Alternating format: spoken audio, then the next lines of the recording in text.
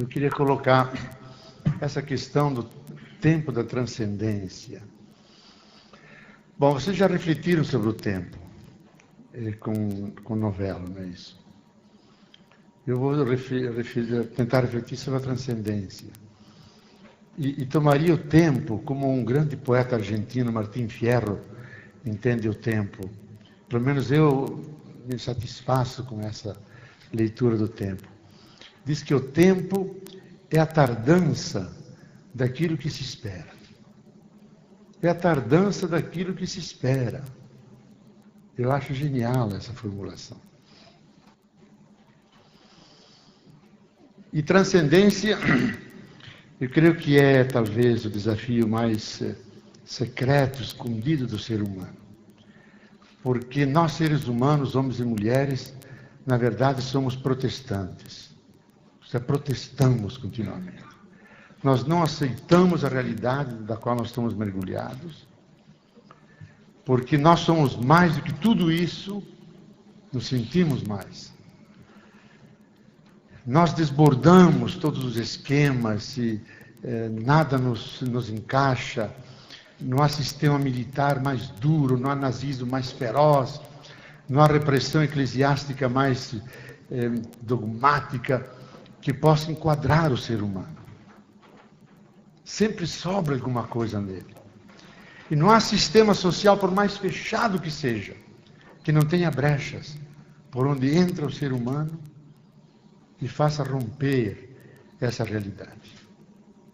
Por mais aprisionado que ele esteja, nos fundos da terra,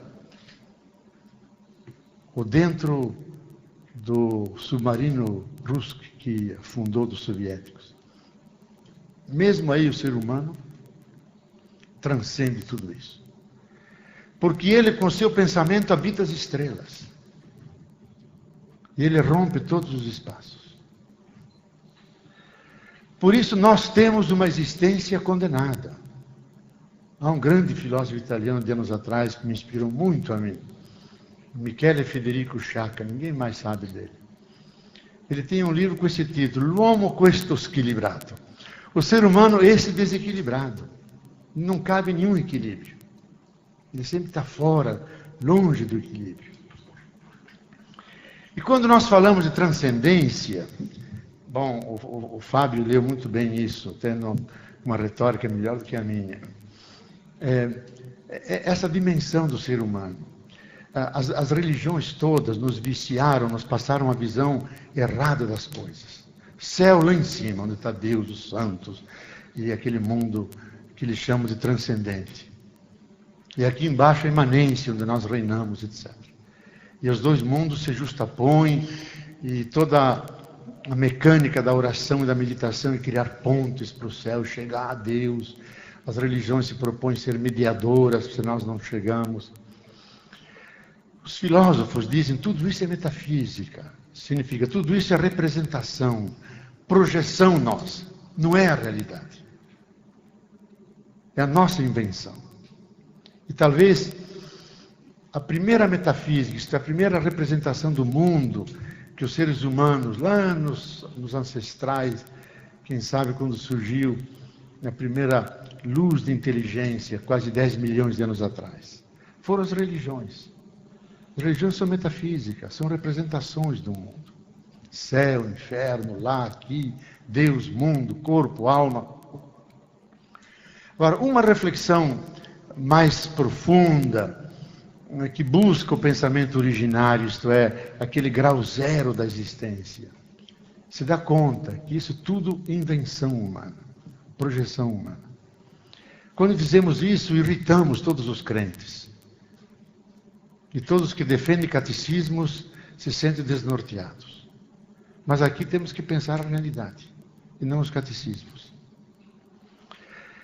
Então, a afirmação de base de uma atitude mais filosofante, isto é, que deconstrói a realidade e procura ver atrás das coisas aquele motor secreto que faz nascer as coisas, que move o surgimento das projeções, que falamos transcendência lá, imanência aqui, céu lá em cima, terra aqui, Deus de um lado, ser humano do outro. por detrás, do outro lado da realidade. Existe aquilo que o Fábio leu aqui, que é a experiência humana como a experiência de um ser histórico. Este é um ser que está se fazendo continuamente. Nós não estamos prontos. Quando falamos filosoficamente em existência, dizemos isso, existência. Estamos sempre projetados para fora, construindo o nosso ser. Nós não o ganhamos pronto. Mediante a nossa liberdade o moldamos. Mediante os enfrentamentos e intimidações do real, nós reagimos e vamos construindo a nossa realidade. O ser humano é um ser nunca pronto. Por isso não há antropologia. A antropogênese é a gênese do ser humano. E nessa experiência que emerge aquilo que nós chamamos de imanência e transcendência, como dimensões do humano. Como o esquerdo é uma parte do corpo e que se opõe ao direito. Como o exterior se completa com o interior. Tanto exterior e interior, esquerdo e direito, em cima e embaixo, são dimensões da única e mesma realidade. Assim é a imanência e transcendência. São dimensões nossas. E para abreviar o discurso, eu diria, nós nos sentimos seres enraizados. Temos raiz, como uma árvore. E a raiz nos limita. Porque nascemos numa família, numa língua, com um capital de inteligência, de afetividade, de amorosidade das relações parentais, com as nossas limitações, com a nossa dimensão patológica, porque nós não somos só sapiens, homo sapiens. Somos hoje, fundamentalmente, homo demens, duplamente demens, já que toda a modernidade diz homo sapiens sapiens, homo inteligente, duplamente inteligente. Hoje somos dementes, em grau supremo. É a nossa situação.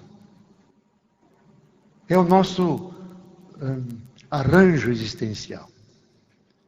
Eu estou nessa sala, não posso estar na minha casa em Petrópolis, simultaneamente. Estou enraizado aqui. É a minha dimensão de imanência. Agora, ninguém segura meus pensamentos. Ninguém amarra minhas emoções. Elas podem estar longe no universo. Pode estar na pessoa amada, pode estar no coração de Deus, pode estar distante. Num japonês que me mandou um e-mail hoje desesperado. Ele está aqui a 40 mil quilômetros daqui. Nós rompemos tudo isso. Ninguém nos aprisiona. Os escravos podem ser escravizados e obrigados a cantar hinos à liberdade.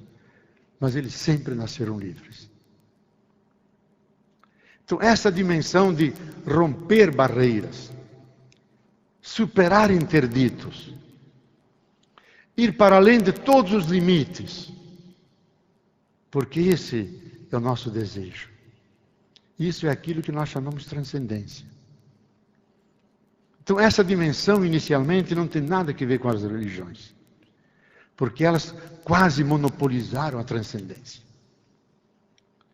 E disseram, Deus está lá na transcendência, habita numa luz inacessível. Nós temos a revelação deles, a chave do seu discurso, e falamos dele. Isso é pura metafísica, não tem nada a ver com a experiência originária. Então, essa é a estrutura de base do ser humano. Então, quando alguém nos pergunta, ela sugeriu aqui, o tempo de transcendência. Todos os tempos são tempos de transcendência. O homem de Neandertal era tempo de transcendência. O australopiteco pitecino, que era uma mulher, Lucy, era a mulher da transcendência. Que nas savanas da África deixou as florestas e começou a andar na savana. E como era muito seco e tinha que desenvolver o cérebro para sobreviver, irromperam como seres humanos. E os demais irmãos que ficaram na floresta, cheios de abundância de meios de vida e frutas, continuam até lá como símios até hoje. Então o sertão, a seca, o deserto é a pátria da humanidade, da transcendência. Fomos obrigados a transcender os limites impostos pelo meio para poder viver. Então transcendência, fundamentalmente, é essa capacidade do ser humano